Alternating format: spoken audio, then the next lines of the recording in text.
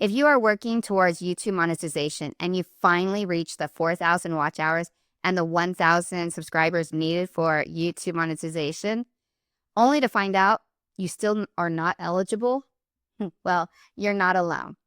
In this video, I'm going to be sharing with you what you need to be actually looking at to see if you are eligible for monetization. So what's going on? Well, in this video, I'm going to be sharing with you where to actually look for your 4,000 watch hours in your 365-day period. And if you're like me, where you have already passed that 365-day without being monetized, how you can find out if you're actually are losing hours. All right, let's get started. I'm going to be using my dashboard here to explain what's happening if you have the 4,000, or in my case, the 3,000 watch hours, and you have the 1,000 subscribers, or in my case, the 500 subscribers, why you're not actually monetized.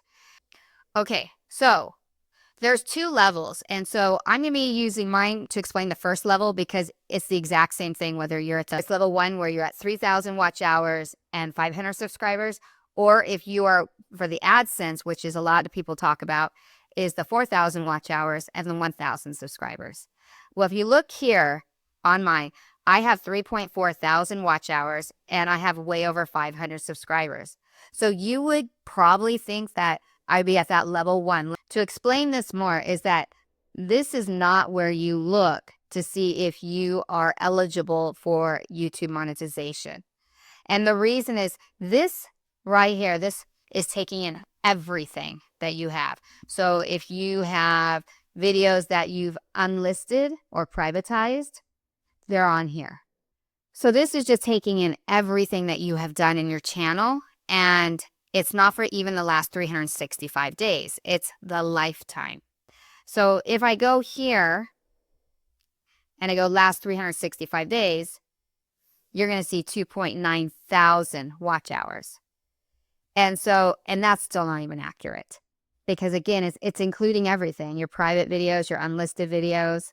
I don't know. I can't remember if it includes shorts or not. So I'm not sure. It might, but that's why this is not accurate. And it can be confusing because even like vidIQ and those other types of like probably even TubeBuddy. I've never experienced TubeBuddy. I've done vidIQ. I still get information from vidIQ.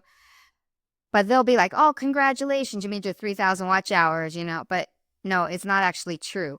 And let me show you where you're actually supposed to go. You actually go to your earned section. And right here, you're going to see I haven't met the 3,000. I'm at 2,028 valid public watch hours. Now, to be honest, I used to be a lot closer to 3,000. But if you've been watching my channel here, you know that I privatized my 3 top performing videos. And that was to help YouTube understand who is my audience. So that has readjusted all my watch time. So I was like at 2,600 and I was almost 3,000. And that just, was like over 1,000 hours I lost. But I'm hoping, and this is a little off topic, but I'm hoping that that will start to get better. Okay, so now the next part is, if you're like me and your channel is over a year and you didn't get monetized, you hear people talking about you could lose your watch hours. And that is true. And this is what happens. So if you want to kind of get an idea if you're going to lose hours or not, you go to your dashboard. And what you have to do is look at your watch time for that particular day of the last year, compare it to the day of the year that you're in. So let's just say today is October 18th. Now, when you're looking, you can't look at October 18th, okay? You can only look at October 17th. So let's go ahead and look at October 17th. You have to look at the exact date. And so we're going to go here, apply. And it says 4.4 watch hours. So watch time, 4.4.